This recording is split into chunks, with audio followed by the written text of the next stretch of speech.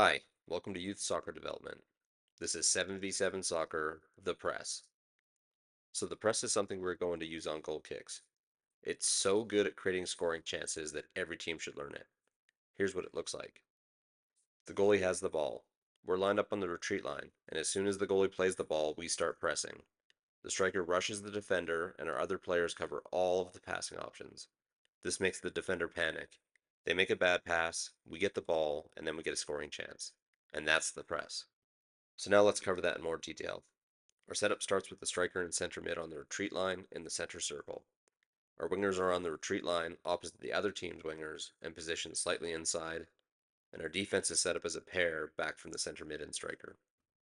Now on a goal kick, most of the time the other team's goalie will play the ball to one of their defenders. This is how most teams build out of the back. So when the goalie plays the ball to the defender, our striker's job is to sprint as fast as they can to put pressure on the ball. When they do this, the defender is going to be looking for a passing option to their winger or their center mid, and we take away these passing options by having our center mid and our winger sprint to cover the passing options. The center mid takes the center mid, and the near side winger takes the winger. At the same time, our far side winger, which is the farthest from the ball, sprints and moves into a position closer to the action where they can provide support. If we turn the ball over, they are going to be one of our scoring threats.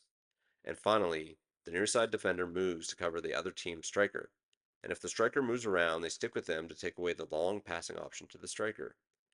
And because the near side defender has moved up to cover the striker, our far side defender will shift to the middle to provide cover there.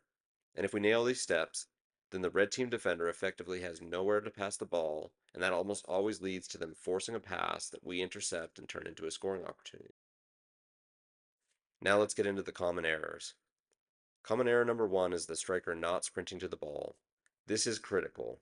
If the striker doesn't sprint to the ball, then they don't put enough pressure on the defender, which gives the defender too much time to make a play.